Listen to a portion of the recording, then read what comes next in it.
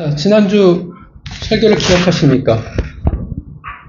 어디에서 기도하라고 얘기했죠? 그렇죠. 골방에서 기도하라고 말씀하셨습니다. 골방에서의 기도란 뭐냐면 모든 것이 다 차단되는 거예요. 다 차단되어지고 오직 하나님과 나만이 있는 공간입니다. 근데 이것은 장소적인 개념이라기보다는 관계적인 개념이에요. 그러니까 내가 꼭 닫혀있는 공간에서 기도하라는 말이 아니라 아무리 어떻게 해요? 열린 공간일지라도 내가 하나님과 만날 수 있다고 하면 그것이 바로 골방이 되는 겁니다. 반대로 아무리 닫혀있는 그런 공간일지라도 내가 하나님을 만나지 못하면 내가 하나님 앞에 있지 못하면 그것은 골방이 될 수 없다라는 겁니다. 그 골방에서 하나님은 어떤 관계, 어떤 교제를 하길 원하시냐면 성경은 당신을 뭐라고 표현하냐면 아버지라고 표현을 해요. 그 말은 뭐냐면 하나님께서는 신과 백성 이런 개념으로 만나길 원하는 게 아니라 부모와 자녀로서 만나길 원하신다는 것입니다. 그러니까 신으로서 소원을 이루어주는 초월적인 존재가 아니라 정말 부모와 자녀의 관계, 그 소통을 원하는 겁니다. 서기관과 바리새인들에게는 이 골방이 없었어요. 그들은 하나님 아버지와 자녀로서 그래서 거룩한 교제를 할 수가 없었습니다. 그들은 그냥 사람들 앞에서 기도하는 자였습니다. 그렇게 그들은 외식하는 종교인이었을 뿐입니다. 믿는 모든 하나님의 자녀에게는 골방이 다 필요합니다.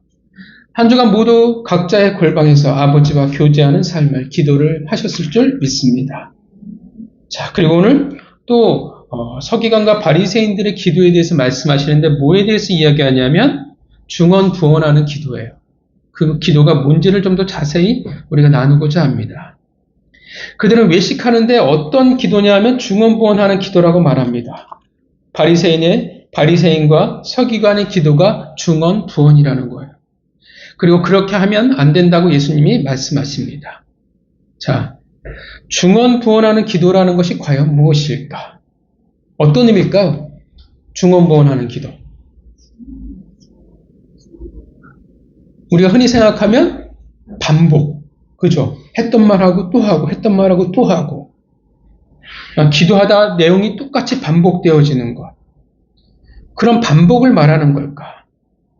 중언부언하다라는 말의 의미는, 그냥 원어의 의미는 말을 많이 하다, 생각 없이 말하다, 쓸데없이 말하다의 의미를 가지고 있습니다. 그런데 본문을 보면 중언부언하는 것이 누구의 특징이라고 말합니까? 중언부언이 누구의 특징이에요? 그쵸, 이방인들의 특징이라고 얘기를 해요. 그러니까 이방인들의 기도와 같다라는 거예요. 그러니까 중언부언이 이방인들의 기도라고 말을 하는 겁니다. 아마도 예수님이 이 말씀을 하셨을 때 바리새인들과 서기관들은 어땠을까?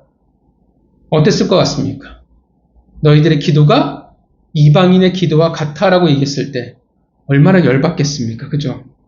그래도 유대에서 신앙생활 한다는 사람들인데 그들의 기도가 경멸의 대상이 이방인과 같다라는 말이 아마 그들에게서는 되게 열받았을 겁니다.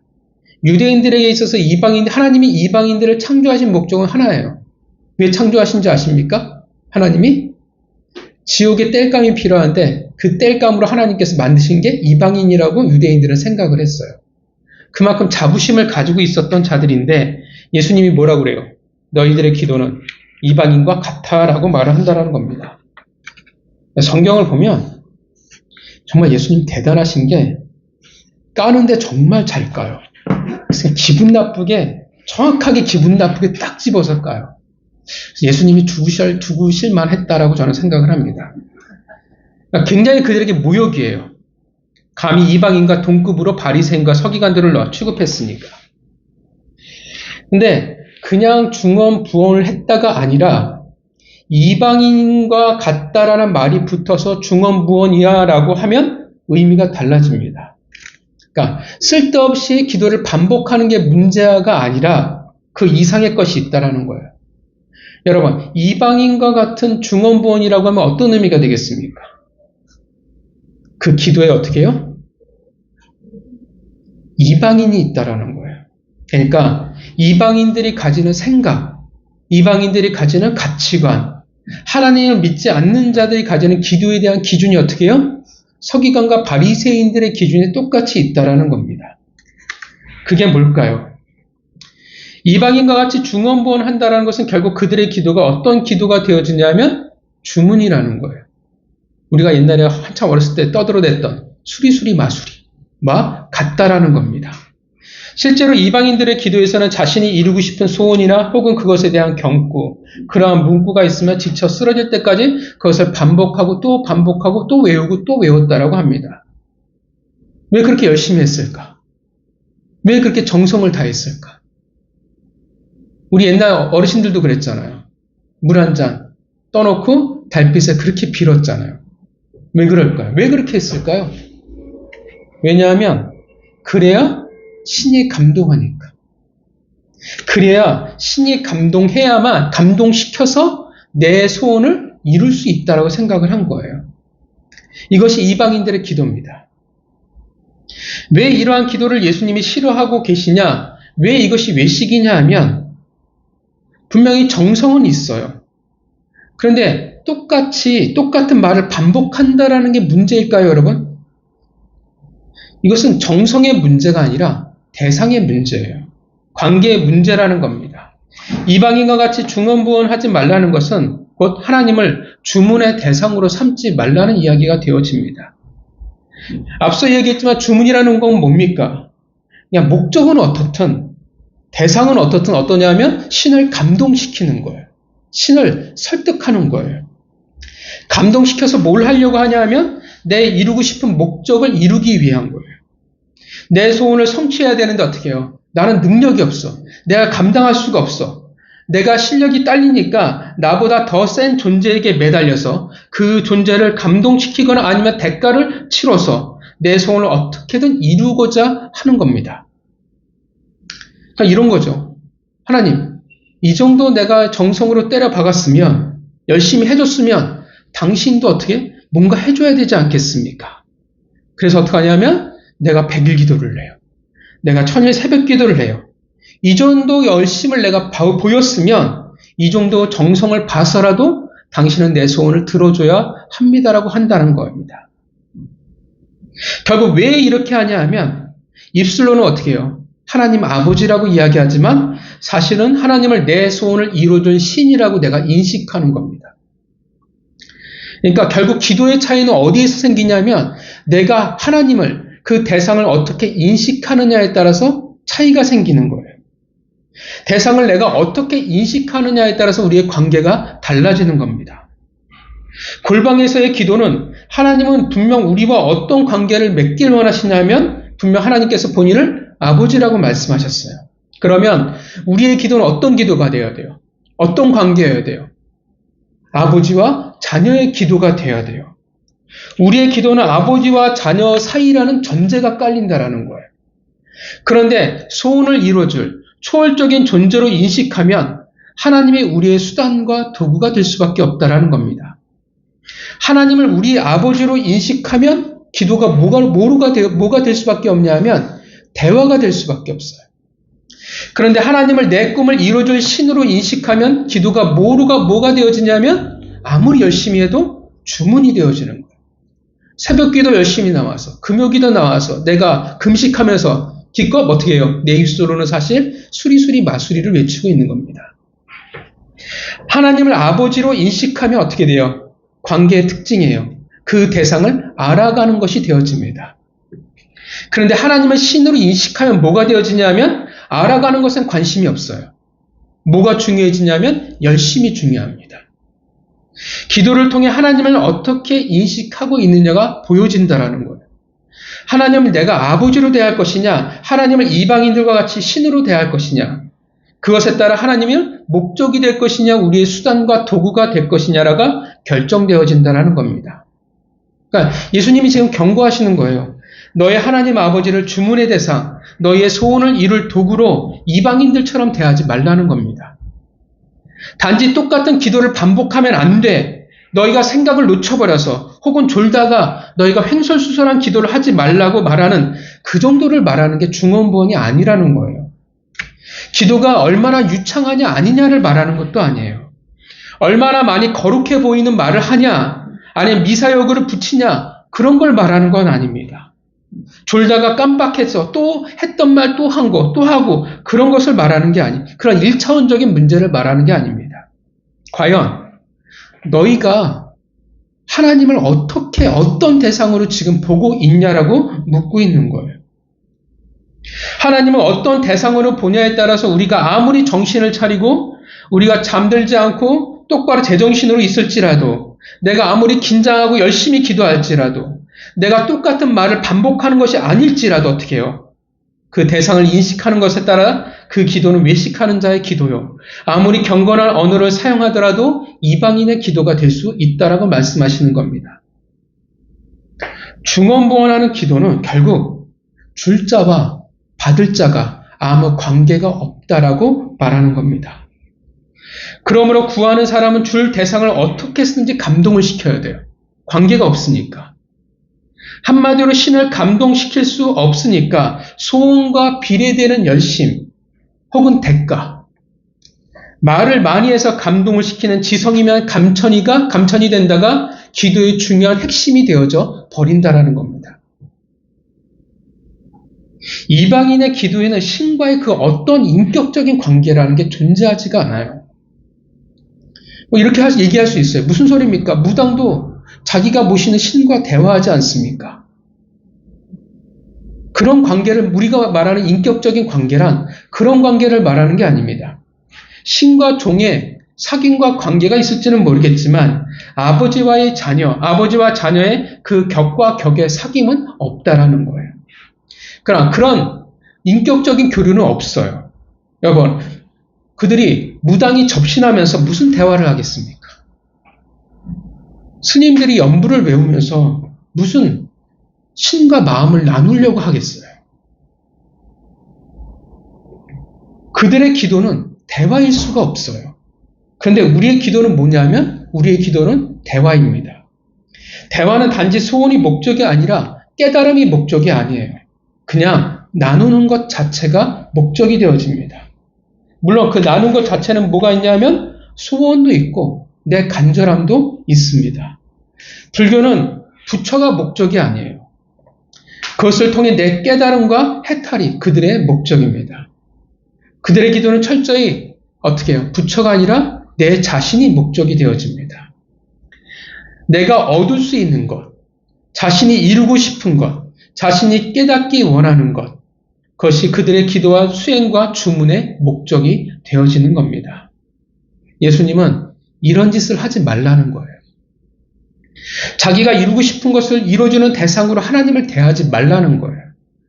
그렇게 자기 자신이 기준이니까 주기도문 1000번을 외우면 하나님이 응답하신다라고, 금식을 며칠 하면 하나님께서 내 기도를 들어주신다고, 천일 새벽기도 제단을 쌓으면 하나님이 내 소원을 들어주신다, 이루어주신다라고 오해하면 안 된다라는 거예요. 물론 그러한 것이 필요가 없습니까? 라고 할 때 아니요, 필요하죠.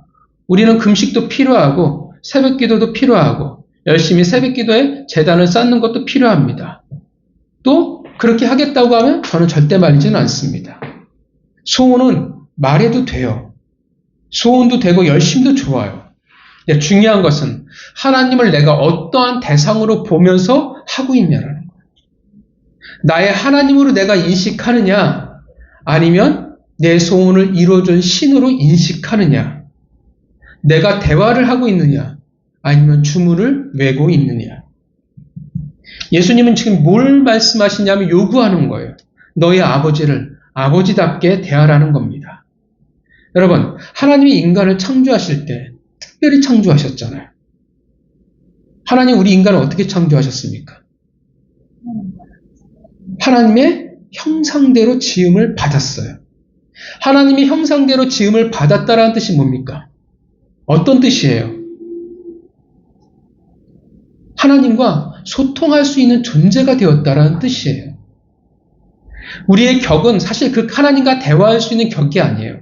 근데 그 격을 하나님이 당신의 형상을 주셔서 하나님과 대화할 수 있는 격을 만들어 주셨다라는, 그래서 우리가 동물들과 달리 특별한 존재라는 겁니다. 이 세상에서 유일하게 하나님의 형상을 부여받았기에 아버지와 나눔을 가질 수 있는 존재, 그들이 바로 우리들인데, 그러한 우리들에게 말씀하고 싶은 것은 주문이 아닌 나눔을 원하신다라는 거예요. 원래 우리는 그렇게 지음을 받았으니까. 기도가 때로는 정말 처절한 싸움이 될 수도 있습니다.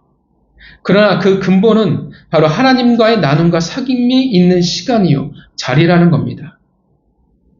말씀을 통해 하나님이 우리 아버지가 이런 분이시구나라고 깨닫기 시작한다면 이제 그 아버지와 더불어 교제할 수 있는 자가 되어야 한다라는 겁니다.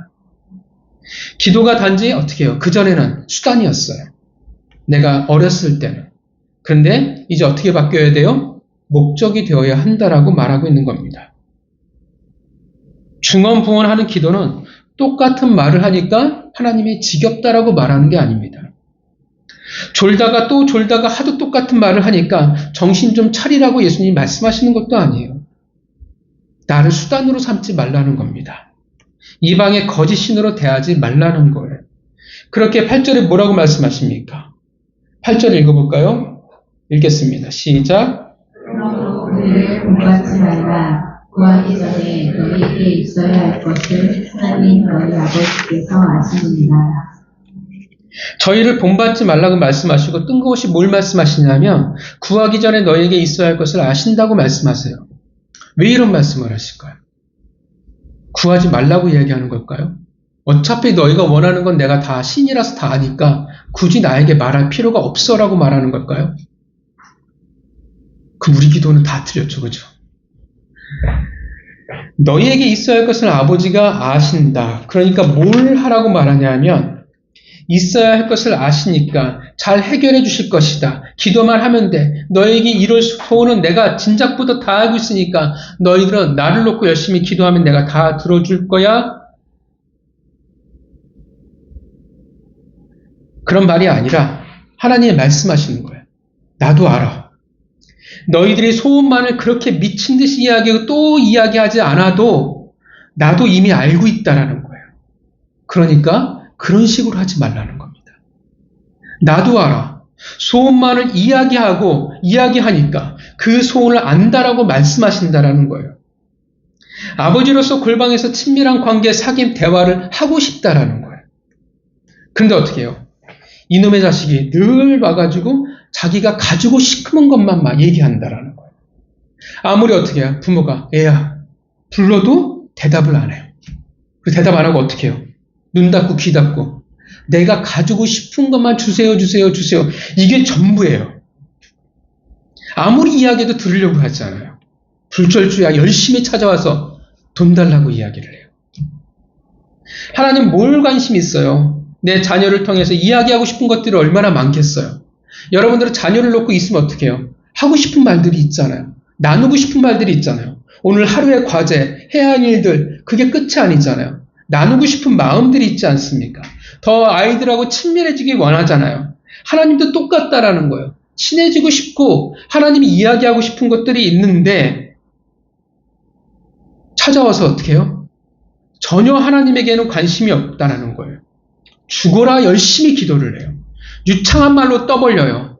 자신이 소원이 이루어져야 되는 그 간절함과 당위성만을 이야기한다라는 거예요. 더 이상 들으려고 하지 않아요. 나누려고 하지 않아요. 그래서 하나님이 말씀하시는 거예요. 그만, 너희 소원은 이미 내가 알고 있어. 그렇게 주구장창 처음부터 끝까지 소원만 이야기하지 않아도 알아. 나를 그런 식으로 대하지 말라는 거예요. 자식이 왔어요. 아버지 지금 제가 정말 돈이 필요한데 제가 새 차를 찾아서 사가지고 돈이 필요해요. 하나님 할부금이 내야 되는데 애가 아파서요. 하나님 아버지 제가 사업 자금이 필요한데 등록금을 대줘야 되는데 하나님 아버지 제가 간절해요. 주세요라고 주구장창 떠들어대는데 그게 대화냐라는 거예요. 부모와 만났는데 이야기 주제가 딱 하나예요. 오직 돈, 건강, 아파트, 땅, 자기가 가지고 싶은 것. 제가 교회 사역하면서 항상 참 묘한 게 열심히 목장이 이야기하고 기도하고 막 성경 공부하고 얘기하고 딱 성도들이 그 다음에 얘기하는 게 부동산이에요. 그래서 참 관심이 어디 있어요? 다 부동산에 관심이 있더라고요. 자기가 가지고 싶은 것만 줄창 이야기한다라는 거예요. 여러분의 자녀가 찾아와서 그렇게 이야기를 하면 여러분은 어떻겠습니까? 행복하다라고 이야기할 수 있을까요? 그렇게 소원을 처음부터 끝까지 알파와 오메가로 떠들어대다가 횡 가버린다면, 지가 뭐가 필요할 때만 와서 찾는다면, 여러분 같으면 뭐라고 생각되시겠습니까? 그놈의 자식을 보면서, 아, 이놈은 정말 끈질기네. 근성이 있어라고 생각하시겠습니까? 뭘로 생각하시겠어요? 날 뭘로 생각할까? 내가 현금 출납기일까? 나를 진짜 아버지라고, 나를 부모라고 생각하는 걸까? 어떻게 그것이 자식이 부모를 대하는 자세가 될 수 있냐라는 겁니다. 정말 부모를 어떻게 대하고 있냐라고 묻고 있는 거예요. 정말 부모가 아니면 내 소원을 성취할 수단으로 대하냐라는 겁니다. 하나님은 분명 우리가 당신을 아버지로 대하길 원하십니다. 당신을 현금 출납기로 대하기를 원치 않으신다라는 겁니다.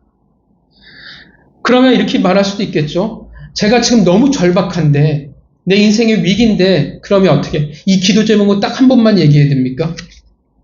아니에요. 지금 내가 힘든데, 내가 아픈데, 내가 인생의 위기인데, 어떻게 하나님 한 번만 들으셨습니까? 됐다라고 이야기할 수 있겠습니까? 하나님이 한 번만 얘기했으면 안 되라고 이 구절은 말하는 게 아니에요. 여러분, 여러분의 기도를 가지고 하나님께 때를 써도 상관이 없어요. 주구장창 떠들어대도 상관이 없어요. 하나님 기도하면서 하나님에게 화를 내도 상관이 없어요. 울어도 돼요. 하나님에게 속상해도 되고요. 경건한 말을 굳이 사용하지 않아도 돼요. 때를 써도 상관이 없어요. 이야기했던 것 또 반복해서 이야기해도 상관이 없어요. 중언부언은 단지 똑같은 말을 반복하는 것을 말하는 것이 아니라 대상이에요. 너희가 대화를 할 것이냐, 주문을 외울 것이냐.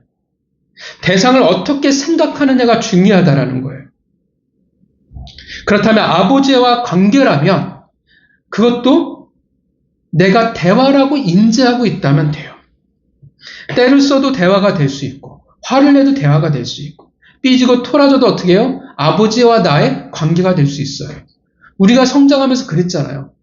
늘 부모에게 우리가 다 겸손하게, 경건하게 대했을까요? 아니잖아요. 부모 자식 관계 삐지고 화내고 어떻게 해요?